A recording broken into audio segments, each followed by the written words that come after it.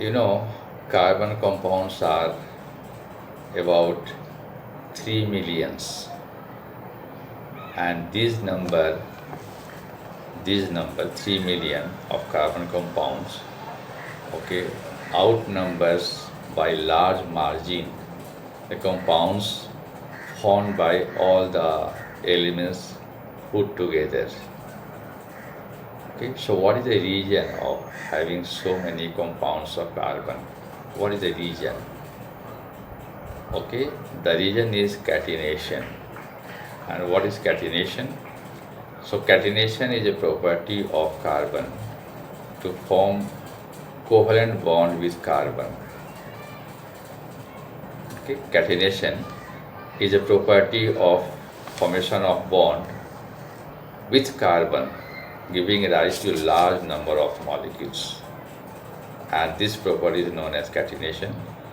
These compounds may have long chain, okay, branch chain or ring chains. They may combine in a straight chain, or they may combine carbon may combine in a branch chain, or carbon can also combine in a ring chain, it is enough. So these carbons are linked with single bond or double bond or triple bonds. So the carbon compounds, are large in number because this carbon has the property, called catenation. Right? Catenation means, this is the property of carbon to combine with carbon atoms, forming a large number of compounds. These combinations may be in a straight chain, or maybe in a branch chain, or maybe in a ring chain addition of. Okay,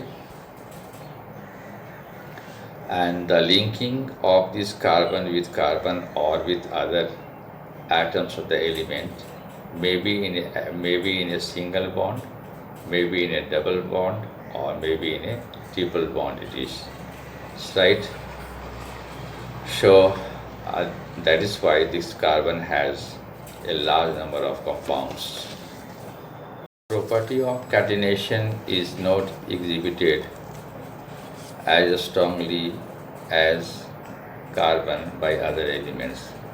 Somehow silicon Si also exhibit this catenation property, but up to only 7 or 8 atoms only. Okay, but these compounds are very reactive.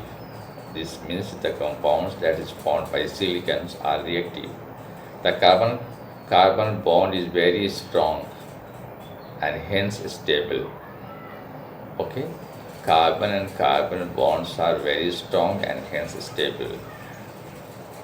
So this gives rise to a large number of compounds with many carbon atoms linked to each other. So now just I will show you how the carbon and carbon are linked together. Okay, in 3 different pages I am showing you now. Now watch it, how this carbon and carbon are linked together in a straight chain. This is the straight chain one, this one, number one, and this is a branch chain, this one, branching, having the branches here. They may have some more branches, and this is the rings in the form of ring. This is in the form of ring. Okay, and the numbers cannot be it's not constant, it is now. It can have many long chains. Okay, so they can have very long chains also, and many branch chains also. So the number of carbon atoms is not limited. It is not limited. So so this is the way on the slide. This is so.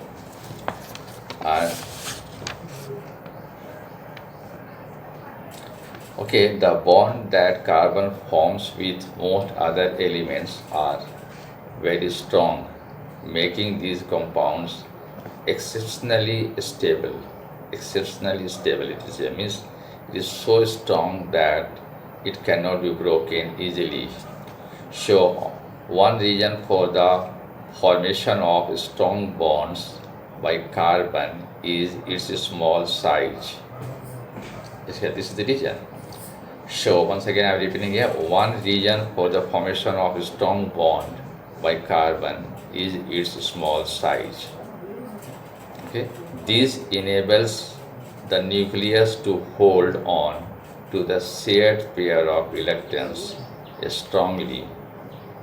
The bond formed by elements having large atoms are much weaker.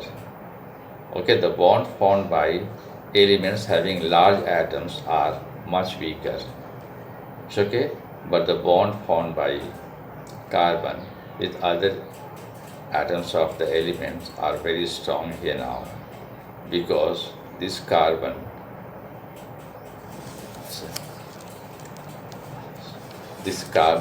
bonds are very strong, but the carbon and carbon and atoms of other elements bond, so these are not so strong this here now. So it's saying that the bonds formed by elements having large atom are much weaker. So so this is all about carbon. So this is the versatile nature of carbon. Why the carbon has 3 million compounds? Because of the property of catenation. So this is a short video just to make you understand about the versatile nature of this carbon. And one thing here now, just let me tell you now, the two characteristic features seen in carbon, that is tetravalency. It has 4 electrons in the outermost shell, and this catenation put together give rise to a large number of compounds. Okay, tetravalency and the catenation, these two property together makes a large number of carbon compounds. So, and many have the same non-carbon atom or group of atom attached to different carbon chains.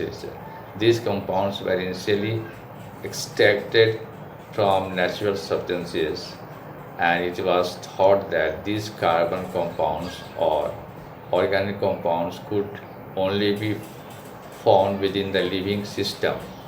So that is it was postulated that a vital force was necessary for this synthesis. So it is French Euler,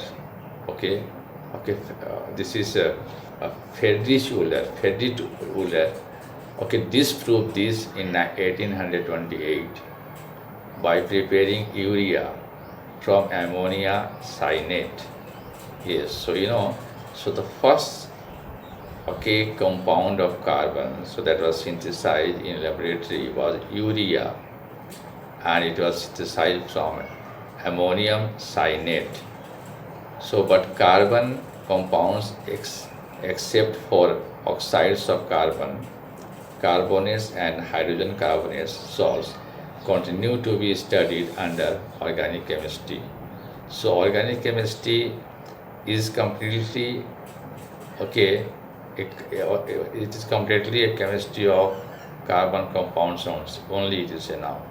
So leaving this carbonates, hydrogen carbonates, and this carbon dioxide, carbon monoxide.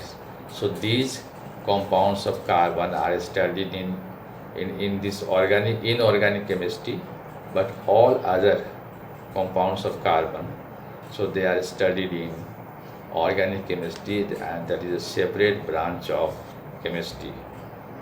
Organic chemistry, so that contains only those compounds which are formed by carbon. So one more thing here. So the first compound that was synthesized in the laboratory of this organic compound was the urea. It's okay. And this urea, is mostly used as fertilizer in by farmers in their fields. Okay. Okay, thank you.